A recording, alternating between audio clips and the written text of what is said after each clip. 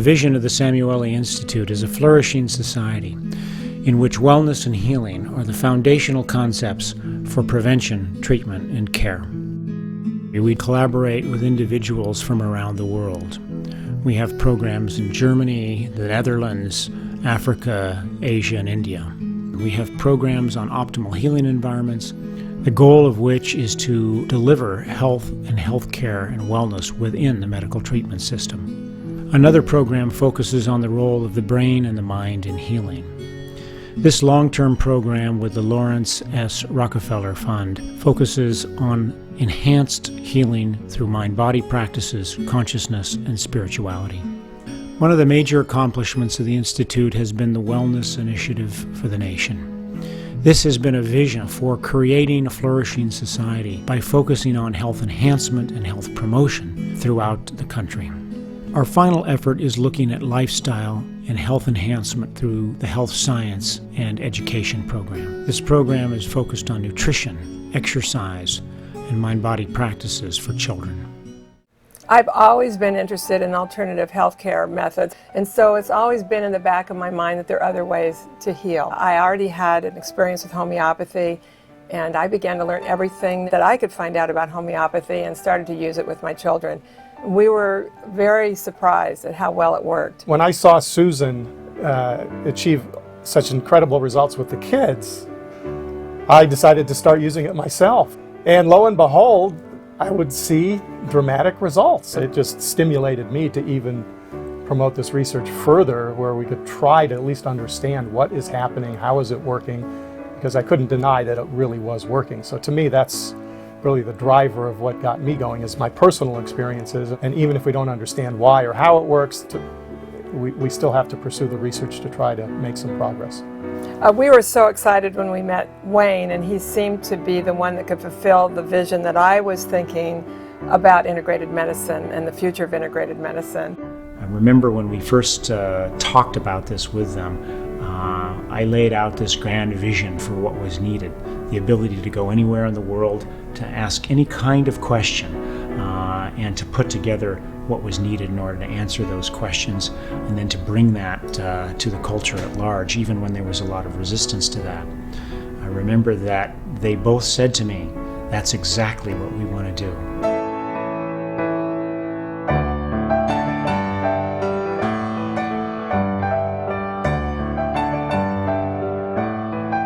Well, the mission of the Samueli Institute is to create a flourishing society through the scientific exploration of wellness and healing.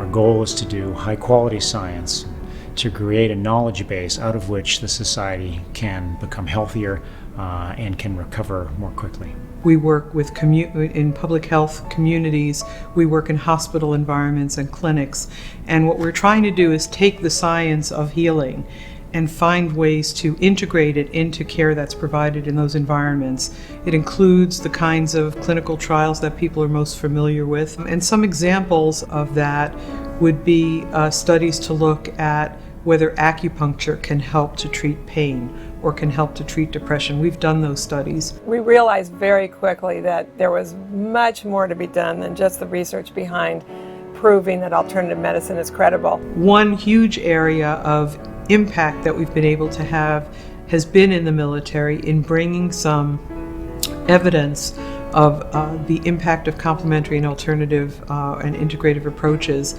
to deal with things like pain, like stress, like performance and function.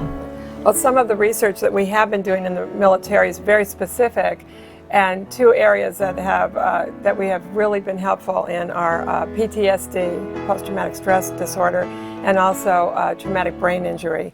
I sustained a moderate brain injury, traumatic brain injury. When a soldier or a warrior gets wounded, there's a lot of things that are disorganized in life. There's a lot of losses that comes with being a wounded family. You know, I call it the wounded family because when they get wounded, it brings a whole new status to the family or situation to the family. Before I put all this into practice, I was very dependent on my wife, on Roxana, and not only on Roxana, on pretty much a lot of people. We created this coffee room with rocking chairs and very sense of calming with fountains, and that helped us have our best conversations there, believe it or not. So we have learned throughout this process to adjust our environment to us and practice some of the things that I practice, Victor practiced too. So we do it together. It helps in the bonding between us. An optimal healing environment is an environment in which all aspects of behavior, attitude, and the physical environment are maximizing recovery and repair processes. It includes the inner environment, our expectations, our understanding, and our hope. It includes the interpersonal environment, the relationships, the healing presence. It includes the behavioral environment, such as lifestyle, exercise, stress management. It includes integrative medical practices, such as mind-body practices, nutrition, acupuncture, and herbal therapies.